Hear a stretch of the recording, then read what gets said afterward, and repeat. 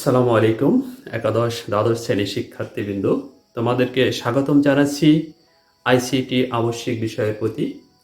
প্রিয় শিক্ষার্থী, বিশ্বায়নের এই যুগে বর্তমান বাংলাদেশ সরকারের সবচেয়ে যুগোপযোগী একটা সিদ্ধান্ত হলো তোমাদের একাদশ দ্বাদশ শ্রেণীতে বিশ্বমানের একটা সাবজেক্ট আইসিটি শুরু করছে। প্রিয় শিক্ষার্থী, তোমরা জানো বিশ্বায়নের এই যুগে শুধু সার্টিফিকেট অর্জনই শিক্ষার মূল উদ্দেশ্য নয়, শুধু A+ প্রাপ্তই শিক্ষার মূল উদ্দেশ্য নয়। শিক্ষার আসলে মূল উদ্দেশ্য হলো তুমি শিক্ষা শেষে একজন পরিপূর্ণ ভালো মানুষ হতে পারো এবং সাথে তুমি তোমার জীবন পরিচালনার জন্য একটা পথ খুঁজে পাও। হ্যাঁ প্রিয় শিক্ষার্থী, স্বাধীনতার পর এদেশের শিক্ষা ব্যবস্থা শুধু আমাদেরকে বেকার তৈরি শিক্ষা ব্যবস্থা। এই শিক্ষা ব্যবস্থা শেষে একজন তরুণ শুধু বেকারই হয়েছে, কিন্তু কর্মমুখী বাস্তবধর্মী শিক্ষা ব্যবস্থার আলোকে তোমাকে জীবন গড়তে হলে অবশ্যই শিক্ষার পাশাপাশি দক্ষতা অত্যন্ত প্রয়োজন। হ্যাঁ প্রিয় শিক্ষার্থী, তুমি জানো সারা বিশ্বে এখন 800 কোটি মানুষ বাস করে। আমার বাংলাদেশেও এখন প্রায় 20 কোটি মানুষের বসবাস। তো এই ছোট্ট একটি দেশে এত সরকারি চাকরি ব্যবস্থা সরকারের পক্ষে করা সম্ভব নয়। সেই জন্য তোমাকে কোনো দক্ষতা অর্জন করে স্বাবলম্বী হওয়ার পথ খুঁজতে হবে এবং শিক্ষা ব্যবস্থার মধ্য দিয়ে আমাদেরকে অবশ্যই সেই চেষ্টা চালিয়ে যেতে হবে। আমি তোমার একটা পরিসংখ্যান দিচ্ছি, তাহলে তুমি বুঝতে পারবা বাস্তব জীবন যখন তুমি শিক্ষা শেষ করবা তখন কতটা কঠিন এবং প্রতিযোগিতামূলক পদ্ধতির মধ্য দিয়ে তোমাকে যেতে হবে। প্রিয় শিক্ষার্থী, আমার দেশের সরকারি চাকরি 14 লাখের মতো। এর মধ্যে সবই তো প্রায় পরিপূর্ণ। কিছু অবসরে যাচ্ছেন, কিছু মারা যাচ্ছেন, কিছু পোস্ট ক্রিয়েট হচ্ছে। সব মিলে হয়তো প্রতি বছর অ্যাভারেজ 1 থেকে 1.5 লাখ সরকারি চাকরির পোস্ট ফাঁকা হচ্ছে। কিন্তু তুমি কি জানো সারা দেশের বিশ্ববিদ্যালয়গুলো থেকে কত শিক্ষার্থী বের হচ্ছে? শুধু জাতীয় বিশ্ববিদ্যালয় থেকেই প্রতি বছর প্রায় 7 লক্ষ গ্র্যাজুয়েট বেরোয় এবং পাবলিক বিশ্ববিদ্যালয় তো আছেই, তো ধরলাম প্রায় 10 লক্ষ গ্র্যাজুয়েট বেরোয় এবং এরা সরকারি চাকরির জন্য 30 বছর পর্যন্ত সময় পায়। তাহলে তো প্রায় 1 কোটি বেকার সবসময় চাকরির জন্য অ্যাপ্লাই করে। তাহলে দেখা যাচ্ছে যে একটা পোস্টের এগেনিস্টে প্রায় তোমার 3 থেকে 4 হাজার দরখাস্ত পড়ে। তো এত প্রতিযোগিতার মধ্যে টিকে থাকাটা কত কঠিন। তারপরে রাজনৈতিক অবকাঠামো ঠিক না থাকায় এখানে স্বজনপ্রীতি, চাচা খালা মামা এবং অর্থের দুর্নীতির এসব তো রয়েই গেছে। হ্যাঁ প্রিয় শিক্ষার্থী, আমি তোমাকে বলছিলাম যদি তুমি শিক্ষার পাশাপাশি কোনো দক্ষতা অর্জন না করো তাহলে পরবর্তী জীবনে তোমার স্বাবলম্বী হওয়া খুবই কঠিন হয়ে পড়বে। তাই এই শিক্ষা ব্যবস্থা অর্থাৎ তুমি আইসিটি শিক্ষার মধ্য দিয়ে নিজেকে দক্ষ করে গড়ে তুলতে সক্ষম হবে। প্রিয় শিক্ষার্থী, আসো আমরা শুরু করি আমাদের আজকের topics ICT, information and communication technology.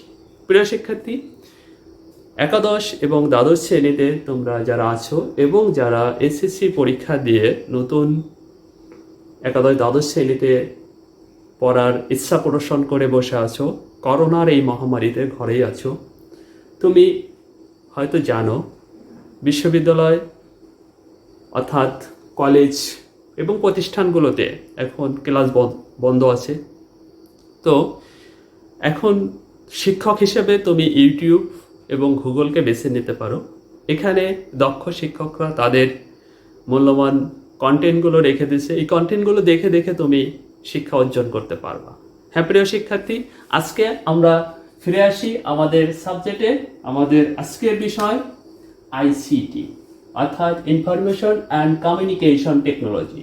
আজ আমি এই ভিডিওতে সর্বপ্রথম তোমাদেরকে এই সাবজেক্টের প্রশ্নের সিস্টেম এবং কিভাবে পড়লে এই সাবজেক্টে গেইন করা যায়, প্রথমত একটা ভালো রেজাল্ট করা যায়, তারপরে কিভাবে কোন কোন টপিকস পড়ে তুমি দক্ষতা অর্জন করতে সক্ষম হবে, সেই বিষয়গুলো নিয়ে আলোকপাত করা হবে। প্রিয় শিক্ষার্থী, দেখো, এই তথ্য ও যোগাযোগ প্রযুক্তি এই সাবজেক্টটার মোট অধ্যায় রয়েছে 1, 2, 3, 4, 5, 6টা। হ্যাঁ প্রিয় শিক্ষার্থী, এই 6টা অধ্যায়ের জন্য তোমার প্রশ্নের প্যাটার্ন হলো সৃজনশীল। এখানে তোমার 8 সেট প্রশ্ন থাকবে। এই 8 সেট প্রশ্ন থেকে যে কোনো 5 সেট প্রশ্ন তোমার অ্যান্সার করতে হবে এবং প্রতি সেটের মার্ক হলো 10, অর্থাৎ 50 মার্ক। হ্যাঁ প্রিয় শিক্ষার্থী, তারপরে আছে কি এমসিকিউতে তোমার মার্ক হলো 25টা এমসিকিউ থাকবে, প্রত্যেকটার মার্ক 1, অর্থাৎ 25 মার্ক তুমি পাবে। আর থাকবে কি ব্যবহারিক, এই ব্যবহারিক থাকবে তোমার 25 মার্ক, অর্থাৎ টোটাল 100 মার্ক। হ্যাঁ প্রিয় শিক্ষার্থী, এই 100 মার্কের উপর তোমার পরীক্ষা অনুষ্ঠিত হবে।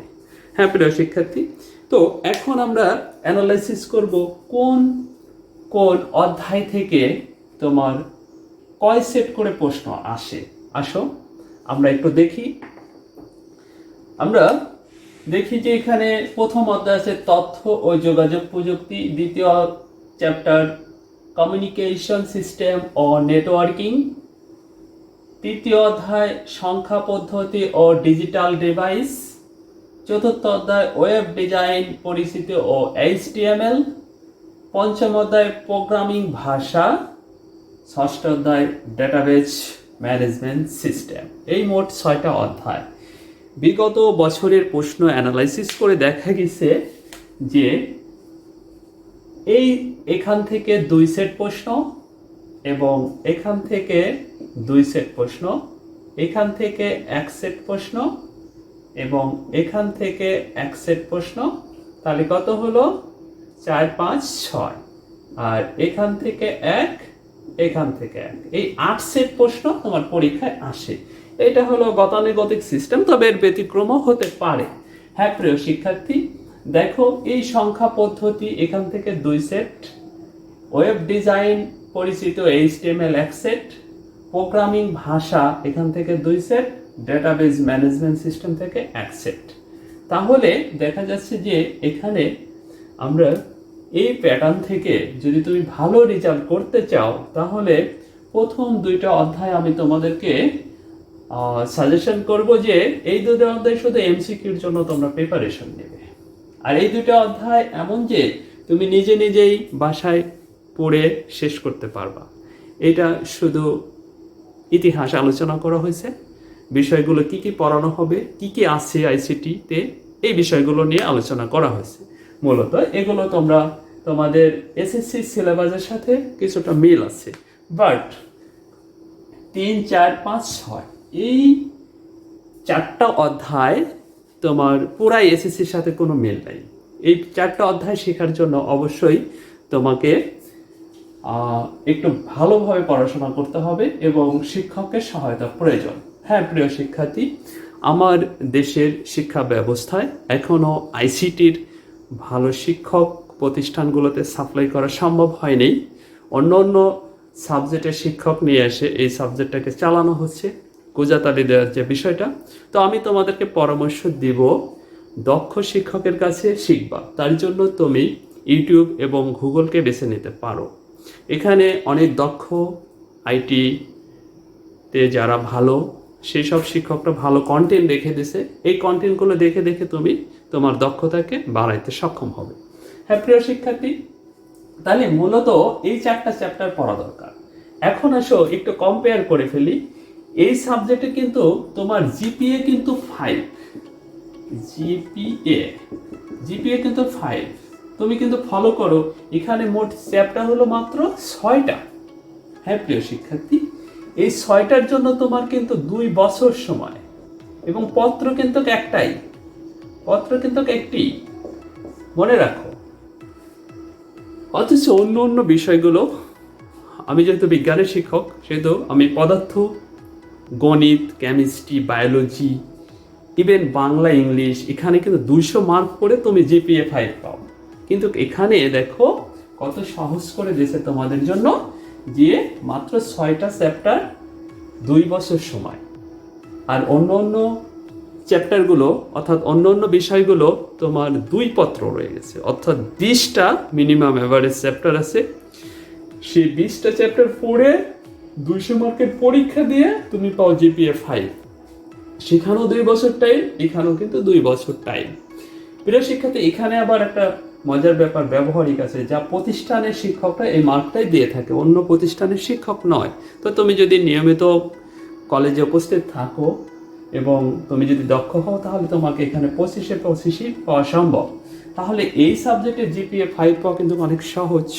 বাট বিগত বছরের বিভিন্ন পরীক্ষার থেকে অ্যানালাইসিস করে দেখা গেছে এই সাবজেক্টটাই সবচেয়ে বেশি ফেল করতেছে। কারণ হলো এই সাবজেক্টের দক্ষ শিক্ষক না থাকাই এর মূল কারণ।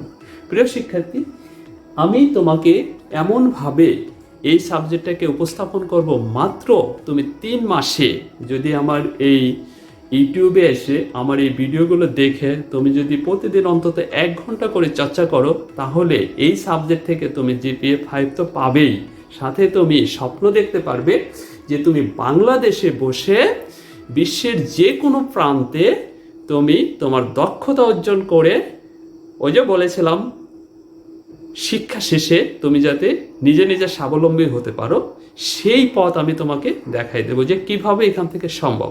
হ্যাঁ, সেই বিষয় নিয়ে একটু কথা বলি। এখানে দেখো, সেখানে স্কিল ডেভেলপের জন্য তোমার এই আইসিটিতে 3টা অধ্যায় রয়েছে এবং 3টা স্কিল তোমাকে শেখানোর প্রাথমিক আলোচনাগুলো এখানে করে দিয়েছে, মানে পথ দেখিয়ে দিয়েছে, তোমাকে স্বপ্ন দেখিয়ে দিয়েছে। প্রথমত যে 4 নম্বর অধ্যায় ওয়েব ডিজাইন, HTML, এইটা দিয়ে হলো ওয়েবসাইট তৈরি করে। হ্যাঁ প্রিয় শিক্ষার্থী, ওয়েবসাইট আবার কি? তোমাকে বলি, তুমি যে ফেসবুক চালাও, তুমি যে টুইটার চালাও, এইগুলো কিন্তু এক একটা ওয়েবসাইট। এই ওয়েবসাইটগুলো কিভাবে তৈরি করা হয়েছে সেইটা শেখাবে এই অধ্যায়টা থেকে। যদিও এখানে প্রাথমিক আলোচনা করা হয়েছে, বাট তোমাকে সম্যক ধারণা দেওয়া হবে কিভাবে এটা করা যায়। তাহলে এটা একটা স্কিল হবে। যদি তুমি স্বপ্ন দেখো যে তুমি ওয়েব ডেভেলপার হবা, তাহলে এই অধ্যায়টা তোমাকে সেই স্বপ্ন পূরণের পথ দেখাবে। দ্বিতীয়ত আসো, মোস্ট ইম্পর্টেন্ট একটা টপিকস এখানে দেওয়া আছে, প্রোগ্রামিং ভাষা। হ্যাঁ প্রিয় শিক্ষার্থী, আমরা এই যে প্রোগ্রামিং ল্যাঙ্গুয়েজ, এটা আমাদেরকে শিখতে হবে। আজকের যুগে বাস করতে হলে এবং দক্ষতার সাথে জীবন পরিচালনা করতে হলে তোমাকে কোডিং শিখতে হবে। হ্যাঁ, ছোটকাল থেকে বিশ্বের অন্য অন্য দেশে প্রাইমারি থেকেই ক খর সাথে, অর্থাৎ তাদের অ্যালফাবেটের সাথে তারা কোডিং শেখায় বাচ্চাদের। আমাদের দেশে শুরু হয় এটা ইন্টারমিডিয়েটে আসে। তো প্রিয় শিক্ষার্থী, হয়তোবা এটা আস্তে আস্তে আমাদের প্রাইমারি পর্যায়ে চলে যাবে যে কোডিং শেখো। তো এই প্রোগ্রামিং শেখার পরে তুমি কি করতে পারবে? এখান থেকে তুমি সফটওয়্যার বানানোর স্বপ্ন দেখতে পারো। কিভাবে সফটওয়্যার বানানো যায় তার প্রাথমিক আলোচনাগুলো এখানে করা আছে। তা এটা একটা স্কিল ডেভেলপের অধ্যায়। আরেকটা আছে মোস্ট ইম্পর্টেন্ট একটা অধ্যায়, সেটা হলো ডেটাবেস ম্যানেজমেন্ট সিস্টেম। এই ডেটাবেস ম্যানেজমেন্ট সিস্টেমে তুমি ডেটা অ্যানালাইসিস্ট হয়ে, অর্থাৎ ডেটা অ্যানালাইসিস্ট একটা পোস্ট, একটা তোমার স্কিল। এই স্কিলটা অনেক মূল্যবান একটা স্কিল। এটা কীরকম? ডেটা অ্যানালাইসিস কীরকম? ধরো তুমি যে প্রতিষ্ঠানে পড়ো, ওই প্রতিষ্ঠানের যে কম্পিউটারের ডেটা, অর্থাৎ ওই প্রতিষ্ঠানের সমস্ত তথ্য যে বিশ্লেষণ করে তোমার মোবাইলে মেসেজ পাঠায়, তোমাকে মোবাইলের মাধ্যমে নোটিশ পাঠায়, তোমার মোবাইলের মাধ্যমে রেজাল্ট দিয়ে দেয়, তোমার মোবাইলের মাধ্যমে যে কোনো ভর্তি পরীক্ষা বা কখন কোন পরীক্ষা হবে এইগুলো জানাবে। এই যে একটা ম্যানেজমেন্ট, শিক্ষকরা কখন ঢুকতেছে কখন বেরোচ্ছে, তুমি কখন ঢুকতেছো কখন বেরোচ্ছে, এই যে একটা ম্যানেজমেন্ট সিস্টেম। যেমন ধরো যে গ্রামীণফোন কোম্পানি পুরা দেশে তাদের যে অফিসগুলো রয়েছে, সেই অফিসগুলোর ডাটাবেজ অ্যানালাইসিসটা একটা সেন্টার প্রসেসিং করা হয়। সেই সেন্টারে যিনি ম্যানেজমেন্ট করে উনি হলো ডেটা অ্যাডমিনিস্ট্রেটর। এবং প্রত্যেকটা প্রতিষ্ঠানে এই পোস্টের, বিশেষ করে বেসরকারি প্রতিষ্ঠানগুলোর এই পোস্টের চাকরির সবচেয়ে ডিমান্ডেবল এবং সবচেয়ে বেতন বেশি থাকে। তো এইখানে এই অধ্যায়টা তোমাকে সেই ধারণা দেবে তুমি কিভাবে একজন সফল ডেটাবেস অ্যানালাইসিস্ট হতে পারো। প্রিয় শিক্ষার্থী, সাথে থাকো, আমি তোমাকে স্বপ্ন দেখাবো এবং সেই স্বপ্নের মধ্য দিয়ে তুমি একজন ভালো মানুষ হতে পারবা এবং তুমি শিক্ষা শেষে একটা সুন্দর স্বপ্ন দেখতে পারবা। আগে যেমন বাচ্চারা স্বপ্ন দেখতো ডাক্তার হবে, ইঞ্জিনিয়ার হবে, কিন্তু এখন সবার পক্ষে ডাক্তার ইঞ্জিনিয়ার হওয়া সম্ভব নয়, কারণ প্রতি বছর বাংলাদেশে মেডিকেলে তোমার স্টুডেন্ট নেয় হলো বেসরকারি মেডিকেলটা সহ হলো 10,000, কিন্তু সরকারিভাবে নেয় 4,000-এর মতো। কিন্তু সবার পক্ষে বেসরকারিতে পড়াও সম্ভব নয়, সেখানে লক্ষ লক্ষ টাকার প্রয়োজন থাকে। হ্যাঁ প্রিয় শিক্ষার্থী, এই দুটো পেশা বাদেও কিন্তু আরও ভালো ভালো পেশা আছে, যে পেশার মধ্য দিয়ে তুমি সোশ্যাল স্ট্যাটাস বলো, অর্থনৈতিক বলো, সব দিক দিয়ে তুমি সুন্দর জীবন যাপন করতে সক্ষম হবে। সেই পথগুলো আমি তোমাদেরকে দেখাবো। প্রিয় শিক্ষার্থী, আজকের ভিডিওটা বড় হয়ে যাচ্ছে দেখে এখানে রাখছি ভূমিকা হিসাবে। আগামী পরবর্তী ভিডিও আমি সংখ্যা পদ্ধতি থেকে শুরু করব, এবং তুমি সাথে থাকো। আমি অত্যন্ত সুন্দরভাবে এই সংখ্যা পদ্ধতিটার তুমি অল্প আয়াসে কত সুন্দরভাবে শিখতে পারো সেটা শেখাবো। ততক্ষণ পর্যন্ত সুস্থ থাকো এবং আসো যাই আমরা পরবর্তী টিউটোরিয়ালে। Thank you all.